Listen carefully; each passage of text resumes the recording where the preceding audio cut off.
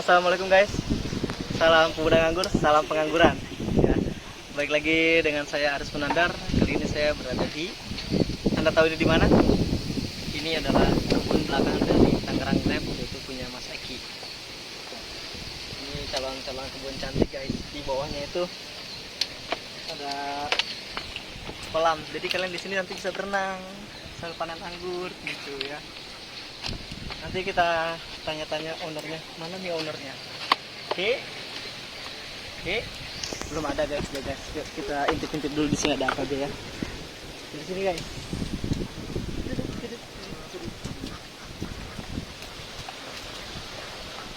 Nah, ini dia yang batangnya super merah. Ada nggak warna merahnya? Merah apa hitam ini? Merah ya guys. Maafin saya agak sedikit gelap, bukan buta, gelap. Ini diduga katanya X-Pinger. Kemarin sih udah ada tanda-tanda PHP, cuman ini lagi proses Excel break, yaitu metode yang biasa digunakan oleh Meki untuk mengisi tabung-tabung nutrisi yang ada di batang biar semuanya mantul. Segar-segar guys, walaupun di air tapi pohonnya sehat. Nah di sini juga beliau tuh caranya beliau adalah menanam lokalan dulu. Ini Isabella ya, Isabella ditanam nanti di Excel brick, masih bibit juga di Excel brick ya, maksudnya dipotong dulu ujungnya. Setelah nutrisinya banyak baru di grafting. Nantilah penjelasannya lebih jelas sama dia kalau udah ada. Oh itu kali Om Eki ya? Mas Om Eki bukan? Bukan, saya mau berenang. Oh berenang. Oh ya, aduh maluin, maaf ya. Nah itu Om Eki, bukan yang ini, yang itu tuh yang belakang, yang itu tuh. Halo Om. Halo. Sehat? Sehat, alhamdulillah. Apa kabar Om Aris? Alhamdulillah. Alhamdulillah. Baik. Saya udah ngikutin kebunnya nih. Wih, mantap. Dulu tuh juga saya pernah kesini, cuma masih kecil-kecil, sekarang udah berubah total. Dulu tuh belum ada ininya guys. Belum ada bajarinnya. Oke Meki, di sini tuh ada jenis apa aja? Oh, di sini kalau kita mulai dari sana, dari belakang itu ada witch pinger yang belakang. Yang guys, yang tadi kita rekam yang batangnya merah. Witch pinger, ada Dixon, 1, 2, 3, 4, ada transfigurasi. Di sini masih jenis yang paling bagus ini, nomor 1 di dunia, Red Master. Di sini baru ditanam ada Jupiter USA dari Om Supri, sang marinir kita. Oh, yang tadi. Ya, TNI ini ada Jupiter Seedless USA. Oke, di sini masih lokalan Isabella, baru barerot tapi ditanam dengan kondisi yang akarnya gondrong banget ini. Masih baru banget ditanam, ditarik juga nggak apa-apa. Kita lihat di bibit-bibit seperti inilah yang seharusnya ditanam oleh para kawan-kawan pengangguran. Akarnya gondrong, mantap, keliling full. Akar sejatinya yang gede-gede ini banyak. Oh, serem kali. Inilah yang harusnya dibikin untuk bibit-bibit lokalan yang ditanam dulu. Dan ini media cukup seperti ini aja. Ya kalau di tempat sini karena kita tahu di sini adalah tanah-tanah sawah, di mana tanah sawah itu dia nantinya juga akan gembur. Nah, jadi sebenarnya kalau media itu jangan mengikuti seperti ini. Kalau bisa sebagus mungkin Om. Ya. Karena saya di sini tuh hidup di sawah gitu ya, saya tahu tanahnya itu masih banyak nutrisinya. Nah, jadi saya pakai gini aja. Nanti kalau misalkan sudah gede, baru saya kasih topping kotoran hewan Om. Jadi tetap disesuaikan sama kondisi tanah yang ada di tempat kalian masing-masing ya. Ini karena Om Eki tahu kondisi tanah di sini seperti apa, jadi beliau menggunakan metode seperti ini. Nah, yang sebelah sana juga sama, Witch Pinger. Itu mungkin juga tadinya Isabella juga ya? Ya, tadinya Isabella. Akarnya sampai naik guys. Itu juga belum dikasih media segala macam ya? Belum dikasih topping. Ini Om, kalau saya di sawah ini Om ya. Kita tuh kalau di sawah kayak begini tuh airnya banyak begini. Karena saya tahu karakter dari Isabella itu kuat dengan air juga.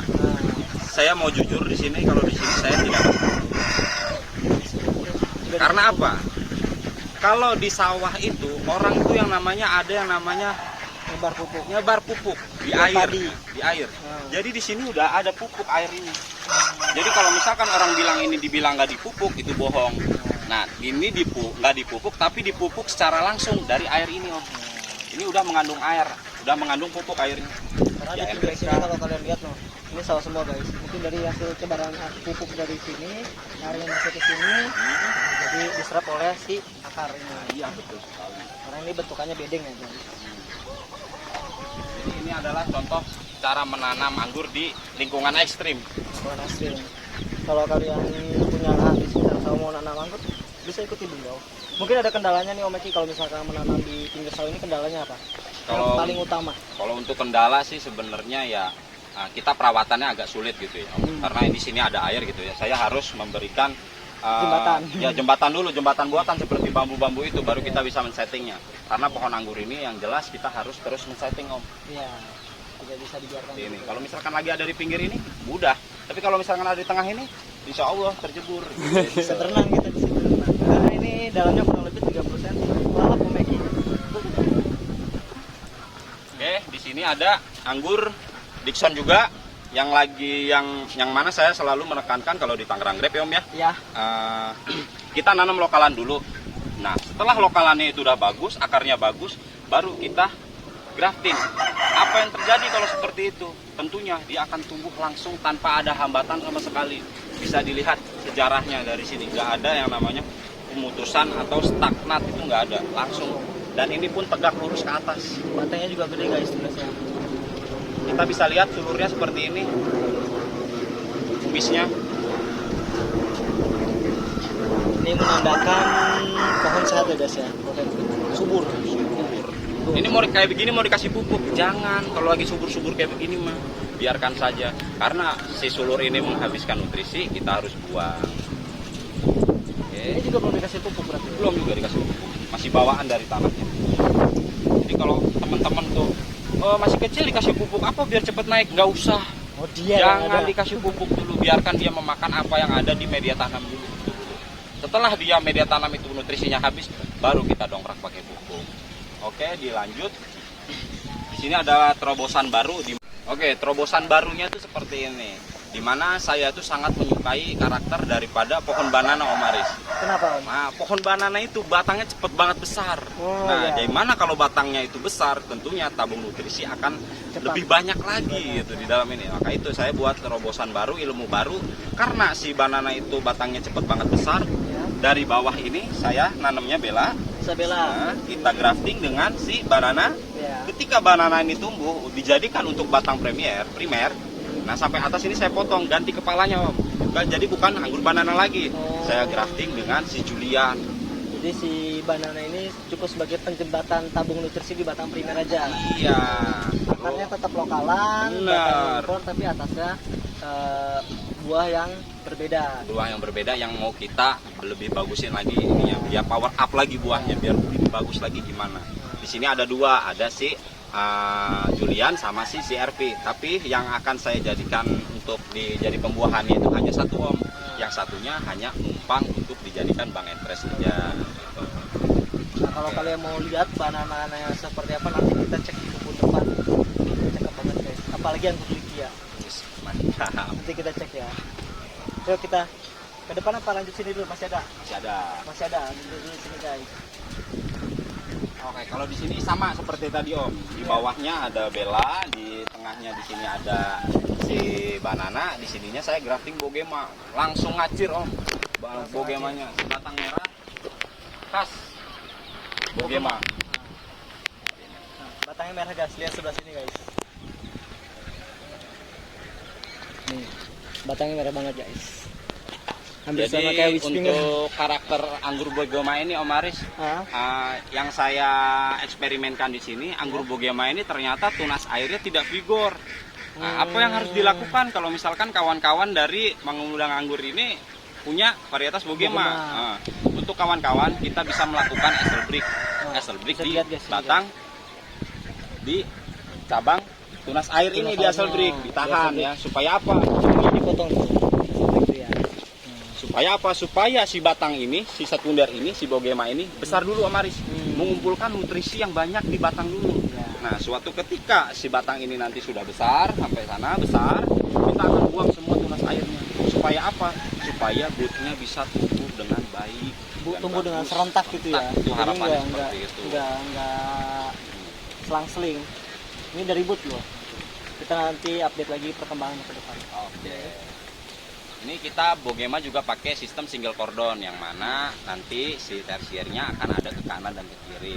Yang saya sinyalir dari sini sampai ke sana itu sekitar 2 meter, paling tidak memiliki sekitar 13 sampai 14 tersier Om Aris. Ya. Tuh. Jarak antar kiri dan kanannya itu berapa Om? Kalau saya Bogema kan karena dia masih belum tahu ya pembuahannya itu di berapa, saya akan gunakan di sekitar 20 sampai 25 daun gitu. 25 daun guys. Estelbriknya di segitu. Nah, selain Bogema Om, Ya. di sini juga saya punya ada anggur Sonaka Om. Sonaka Gai. Sonaka ini ternyata karakternya hampir sama sama Bogema. Tunas airnya tidak bisa vigor atau stagnat di sini tunas airnya. Saya juga punya Sonaka sama di rumah seperti ini guys. Jadi kita kalau misalkan ada anggur yang tunas airnya tidak bisa vigor secara serentak, kita bisa menggunakan tunas bud sebagai tunas tersier. Nah kalau kalian belum tahu apa itu tunas air dan tunas bud, mari kita lihat sebelah sini ya. Nih, jadi tunas air itu bisa dilihat. Tunas air itu tunas yang tumbuh dari ketiak daunnya. Ini daun dari ketiaknya. Nah ini tunas air. Nah kalau tunas bud ini tunas yang ada di atas daunnya. Gitu. Nah ini nih atas tunas yang bentuknya lucu-lucu begini guys ya. Tuh. Betul lah Meki seperti itu? Betul sekali, exactly. Kalau mau lebih jelasnya nanti bisa ditanyakan sama manusia anggur nih. Oke, dilanjut kita seberang ke sini Om. Ya Bang, hati-hati ya guys di sini karena ini lebih seram. Ini adalah anggur cece saya Om Aris. You know Cece is Keteng Candy. Oke, betul sekali anggur cece dari Om Asbi. Anggur Mas Di. Yang kita mau bahas bukan anggur cecenya Om Aris, tapi yang ini si Dixon. Oh Dixonnya, ini kita lewat ya. Kita beralih ke Dixon. Oke, kalau Dixon itu karakternya hampir sama kayak Bogema, hampir sama Sonaka, hampir sama saya Trans, sama juga sama si Dixon ini. Tunas airnya dia nggak vigor, jadi kita bisa menggunakan bat sebagai tersier. Kan karakter Dixon. Yang dibahas bukan itu, karena itu sudah dibahas. Yang akan kita bahas adalah kok rimbun banget bawahnya Om Haris. Betul. Nah, itu bisa jadi pertanyaan teman-teman gitu. Kok bisa rimbun banget kayak begini? Kok ini lokalannya yang ada di bawah dipelihara nggak dibuang ya?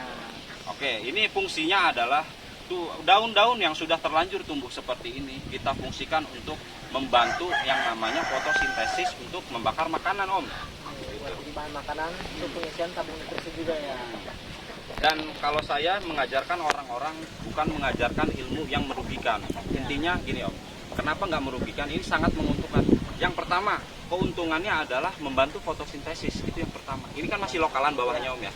Yang kedua, ketika nanti ini batang sudah besar, tentunya mau dingapain ini batangnya? Kita cangkok, kita bisa mendapatkan bibit dengan kualitas super. Kita grafting dulu, baru kita cangkok. Nah setelah itu kita panen, dapat bibit kualitas super. Tinggal tanam lagi, diperbanyak. Atau selain cangkok bisa dengan teknik runduk ya. Bisa pakai teknik stolen gitu juga bisa. Kalaupun misalnya ini kan ceritanya masih lokal nih, kalau misalkan ini yang importnya di sini gitu, bisa juga. Bisa juga. Kalau misalkan ini kita dari bawah udah impor ya, seperti ini kan bawah udah impor nih. Nah ini keuntungannya kalau kita memelihara cabang yang ada di sekitar batang impor ini.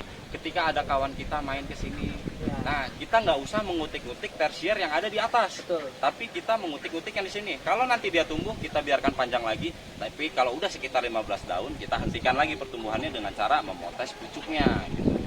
Nah seperti ini kan entres-entresnya masih bisa digunakan anggur Dixon. Kalau ada kawan-kawan kesini, Om ada entres anggur Dixon nggak?